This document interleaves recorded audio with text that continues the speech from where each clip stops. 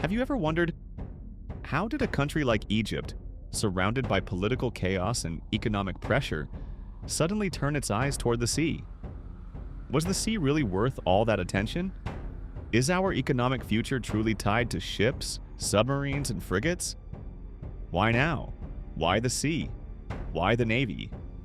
Back in 2014, almost everyone was focused on land, on terrorism, on borders. But Egypt's leadership was looking in a completely different direction. They saw something others didn't. The sea had become full of treasure and threats, and rising global interests hidden beneath the surface. So the thinking began, if we don't protect our maritime borders, who will? If we stay silent about rising ambitions, are we not giving up our children's future? These weren't luxury questions. They were necessary. The result? A massive national project to rebuild Egypt's naval forces from scratch. But the real question remains, did we actually succeed? And is what we've built enough? Or do we still have a long way to go? Let's go back to the beginning, step by step. Stick with us in this video and trust me, you're going to be amazed. But first, don't forget to like, subscribe, and hit the bell. What's coming next is even more powerful. In 2014, Egypt had just emerged from a period of political instability. The entire region was on fire. Libya's western borders were wide open. Sudan to the south was in constant need of security monitoring. And the Mediterranean Sea had become a hotbed of conflict over natural gas. Amidst all of this, Egypt's political leadership saw something others didn't. Building a powerful navy wasn't a luxury anymore, it was a necessity. There was a deep awareness that the future was at sea for both security and economic survival. So the vision was clear. Egypt must possess a naval force not just to defend the coast, but to secure our interests in economic waters stretching 200 nautical miles offshore. Waters filled with billions of dollars worth of natural resources. That meant building naval units capable of staying in deep sea for days on end, able to deal with threats from the air, on the surface, and even below it. This wasn't just a military upgrade, it was a complete rewrite of our naval doctrine. And it's important to note, 2014 was also a turning point in global politics. Egypt was repositioning itself after years of isolation.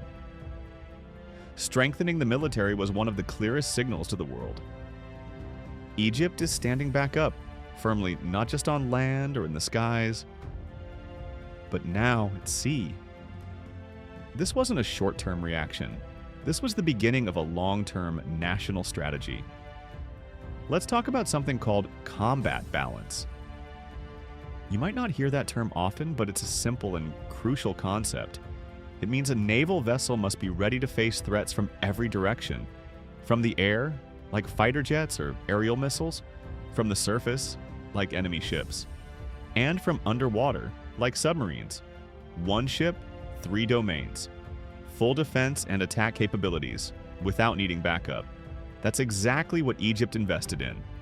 Through major arms deals, Egypt acquired some of the most advanced warships: Gowind, MEKO, FREMM, and Berenice frigates. These aren't just names. They're elite European warships, each equipped with cutting-edge radar systems, anti-ship and anti-aircraft missiles, and in some cases, cruise missiles that can strike from hundreds of kilometers away. Then there are the Type 209 German submarines, among the top attack submarines in the world. These allow Egypt to operate secretly in deep waters, tracking hostile movements long before they even get near our shores. And let's not forget the Mistral-class amphibious assault ships from France. Massive helicopter carriers that can transport full combat units and deploy them at any coastal point. That's a game changer. It gives the Egyptian Navy strategic mobility and offensive reach it never had before. So the equation became clear. We don't just buy weapons, we buy smart. We invest in platforms that shift the balance of power at sea. But Egypt didn't just stop at buying. A huge part of the vision was local manufacturing. Because real power means building with your own hands. That's exactly what Egypt began doing, through key strategic partnerships, especially with France and Germany. Thanks to these deals, Egypt started producing parts of its Gowind frigates domestically, and that meant something deeper than just assembling parts. It meant training Egyptian engineers and workers on highly advanced naval technology. Today, Egypt is building a MEKO A-200 frigate at its own Alexandria shipyard. That's no small task. Producing a vessel like this involves high-level welding, complex electronics engineering, and mastering advanced naval design systems. Over time, this effort has helped transfer technology, build local expertise, and set Egypt on a path to one day produce full warships independently. And on top of that, it creates jobs, fuels innovation, and trains the next generation of engineers who could later lead not just military shipbuilding, but also commercial and civilian maritime industries. Alexandria shipyard itself has gone through a major upgrade, transforming into a facility capable of handling future technologies and larger-scale production. This is the long game. And Egypt is playing it right. But even the most advanced ships are useless if you don't have the infrastructure to support them. That's why Egypt didn't just focus on vessels.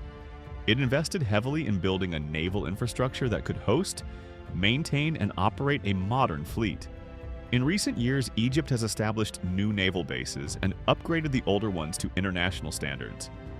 Let's start with the July 3rd Naval Base on the Mediterranean Sea, one of the largest naval bases in the entire Middle East. But this isn't just a base. It's a full-fledged naval city, strategically located and fully equipped. Then there's Berenice Base in the south, on the Red Sea. That one secures the entrance to the Bab el-Mandeb Strait, a strategic choke point connecting the Gulf to the Suez Canal. Controlling that area means controlling major trade routes from Asia. There's also Port Said Base, Safaga Base, and Suez Base, all working together as a logistics network that can fuel, repair, and resupply ships on the move. Every unit that needs maintenance, fuel, or crew training, it all happens inside Egypt and at top speed. These facilities are not just about hardware, they're also about people. They include simulation centers and live training grounds for officers and crews to stay sharp and mission ready. Because without proper bases, you can't keep your Navy in a state of high readiness. This infrastructure overhaul isn't just support. It's a long-term investment that ensures the Egyptian Navy is always ready for any threat, at any time. This didn't happen by coincidence. It was part of a carefully calculated master plan.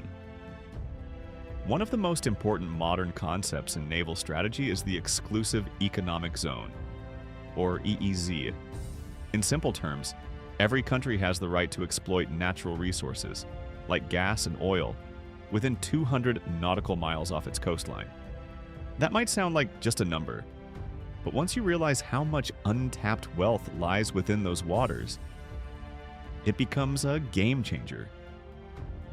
After Egypt discovered the Zohr gas field, along with others, our position became incredibly sensitive, and strategic giant corporations like Italy's Eni, American and French companies, they're all operating there. And these investments need protection. That's why building a powerful navy was never just about defending coasts, it became about securing our future economy. No international company will pour billions into deep-sea drilling unless they know the host nation can protect its assets. And then came the geopolitical chess game. The Eastern Mediterranean turned into a zone of intense maritime disputes, especially between Greece and Turkey, each claiming overlapping maritime rights. Suddenly, the sea wasn't just water, it became territory. And Egypt entered this game fully prepared, with a navy strong enough to protect, deter, and most importantly, project power. Today, the rules have changed. In this part of the world, whoever commands the sea writes the rules. The ability to secure maritime borders, protect offshore gas platforms, and patrol critical lanes is no longer optional. It's the backbone of any country's economic survival. And what's happening out there, beneath the waves, is going to shape Egypt's economy for decades to come. Egypt's geographic location places it right at the center of regional crises. And those challenges are not just on land, but increasingly at sea. To the west, Libya has been unstable for years. Its coastal waters are vulnerable to smuggling, militias, and even foreign naval ambitions. To the south, the Red Sea has turned into a global hotspot, as major powers compete for influence along the Horn of Africa. But the most intense maritime tension? That's up north. In the eastern Mediterranean, massive disputes over gas fields, maritime borders, and regional alliances are heating up. Turkey, for instance, claims maritime rights that overlap with the interests of Egypt, Cyprus, and Greece. And this isn't just diplomatic posturing. It could at any moment escalate into a real naval confrontation. In this landscape, the Egyptian Navy can't afford to just be strong. It has to be present visible, ready, active. That's why Egypt regularly joins joint naval exercises with countries like France, Greece, Saudi Arabia, the UAE, and even the United States. Each of these exercises sends a clear message. Egypt is here, and we're prepared. But the threats aren't only from state actors.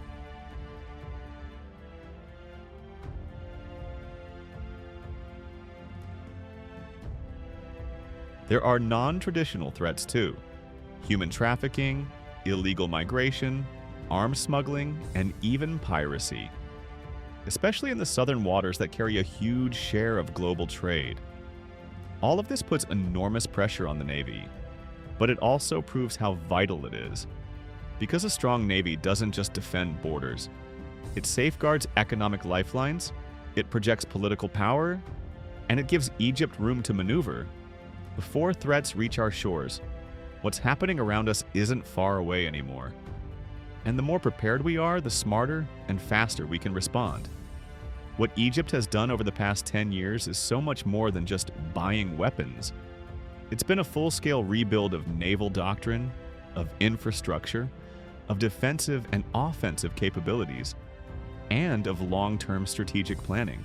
Today, the Egyptian Navy isn't just a branch of the armed forces. It has become a key player on the regional stage. Every new base, every advanced submarine, and every joint exercise. It all sends a message. Egypt doesn't wait for danger. Egypt prepares before it arrives. And in a world where the sea itself has become a zone of conflict, where offshore resources are now more valuable than oil on land, owning a strong navy isn't luxury. It's a sovereign right, and an essential pillar of any nation serious about protecting its interests. This isn't just a military file for experts. This is a story every Egyptian should know, because maritime security is economic security, and it will shape how we live and how we thrive in the years to come. Now the ball is in our court as citizens. We need to ask questions, stay informed, and understand how every new warship launched isn't just steel and weapons. It's a symbol of our stability, and maybe even our superiority. So the real question is, are we ready to keep going down this path? Or are we going to step back and leave the sea to those with more power? Let me know your thoughts in the comments, and let's keep the conversation going.